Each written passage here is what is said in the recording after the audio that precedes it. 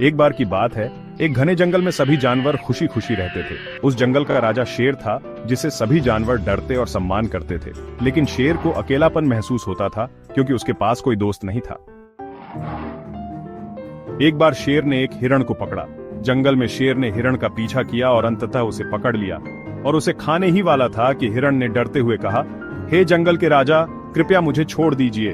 हायरान, हे जंगल के राजा, अगर आप मुझे जाने देंगे तो मैं आपके लिए कुछ अच्छा कर सकता हूँ। मैं वादा करता हूँ कि मैं आपकी मदद करूंगा। शर हंसते हुए, तुम जैसे छोटे जानवर मेरे लिए क्या कर सकते हो? तुम बहुत छोटे और कमजोर हो। हायरान, मुझे एक मौका दीजिए। मैं आपको दिखाऊंगा कि दोस्ती में कितनी ताकत होती है। मैं आपके लिए कुछ ऐसा करूंगा जो आपने कभी सोचा भी नहीं होगा। शेर ने हिरण की बातों पर विचार किया और सोचा कि शायद हिरण सही कह रहा है। उसने हिरण को एक मौका देने का फैसला किया।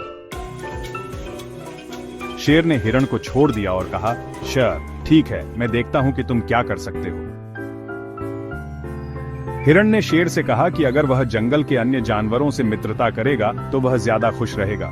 हिरण ने उसे समझाया कि दोस्ती से न केवल उसका अकेलापन दूर होगा, बल्कि उसे नए अनुभव भी मिलेंगे। शेर ने उसकी बात मानी और धीरे धीरे बाकी जानवरों से दोस्ती करने लगा। उसने सबसे पहले खरगोश से दोस्ती की, फिर धीरे धीरे अन्य जानवरों से भी मिलने लगा।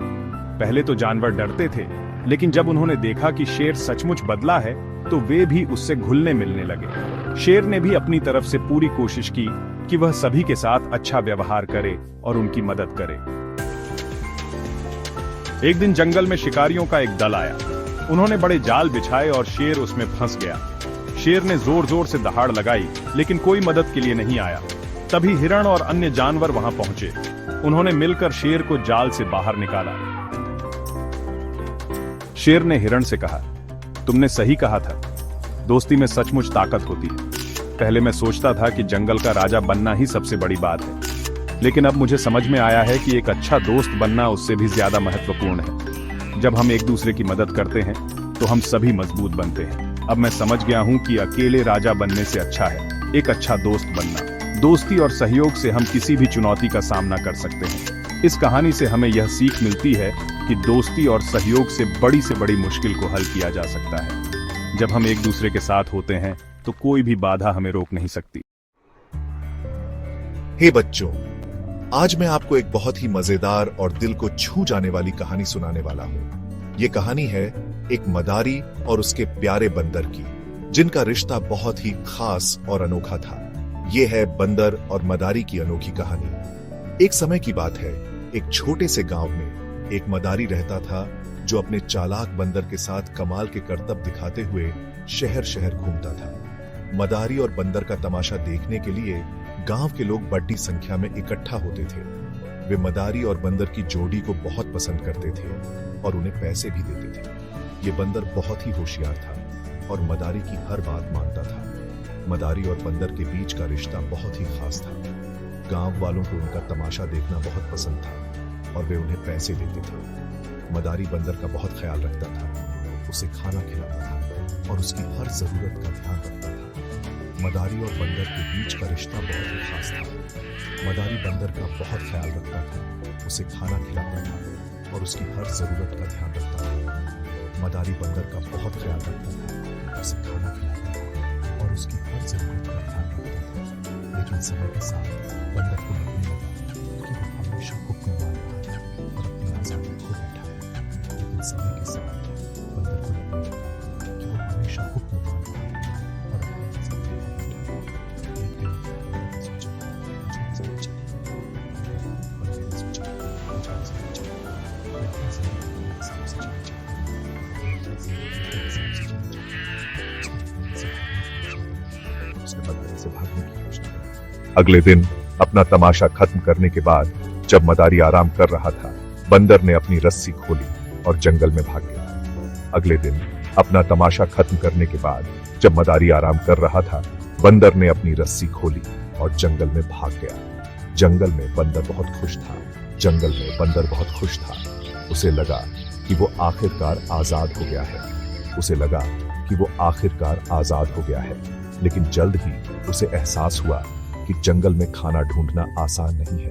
लेकिन जल्द ही उसे एहसास हुआ कि जंगल में खाना ढूंढना आसान नहीं है।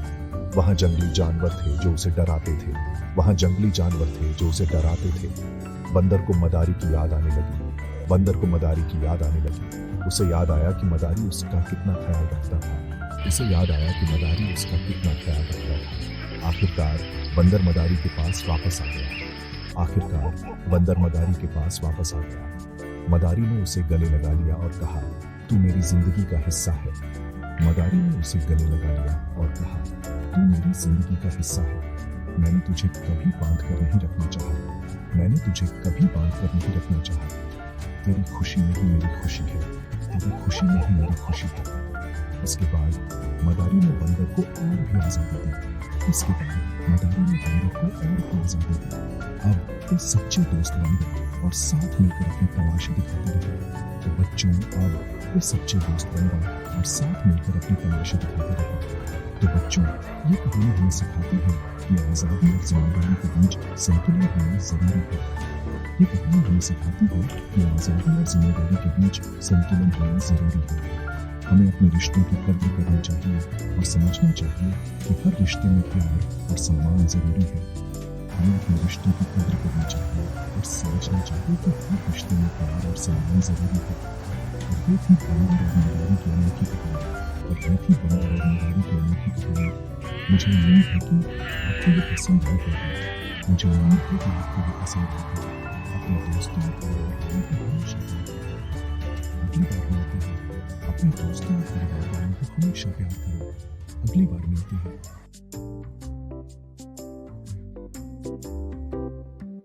हेलो बच्चों, कैसे हो आप सब?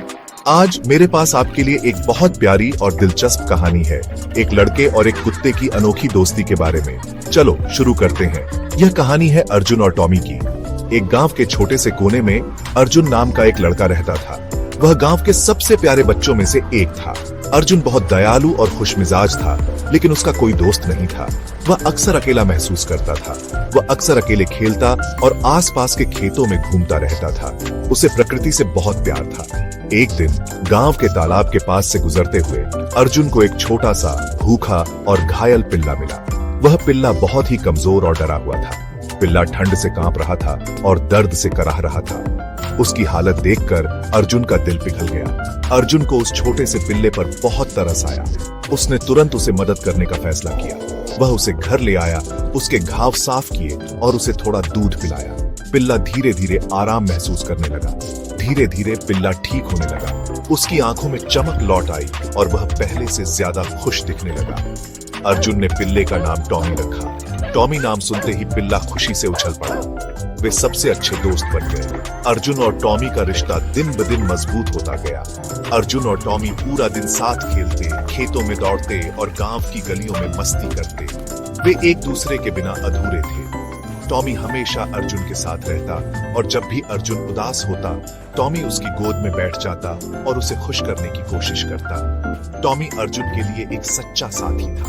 एक दिन गांव में एक बड़ा मेला लगा। मेले की रौनक पूरे गांव में फैल गई। अर्जुन और टॉमी बहुत खुश हुए और मेले में जाने का फैसला किया। वे दोनों मेले में जाने के लिए बहुत उत्साहित थे। वहां अर्जुन ने एक खिलौना देखा जो उसे बहुत पसंद आया और वह उसे खरीदने के लिए अपनी जेब से पैसे निकालने लगा। उसकी आंखों में चमक थी। लेकिन तभी एक चोर ने अर्जुन की जेब से पैसे छीन लिए और भाग गया। अर्जुन हक्का बक्का रह गया। अर्जुन डर गया, लेकिन टॉमी ने चोर को नहीं किया। टॉमी ने चोर का पीछा करने का फैसला किया। तेजी से चोर के पीछे टॉमी की फोटो देखकर सब चोर और भागने से पहले अर्जुन के पैसे वापस मिले। चोर को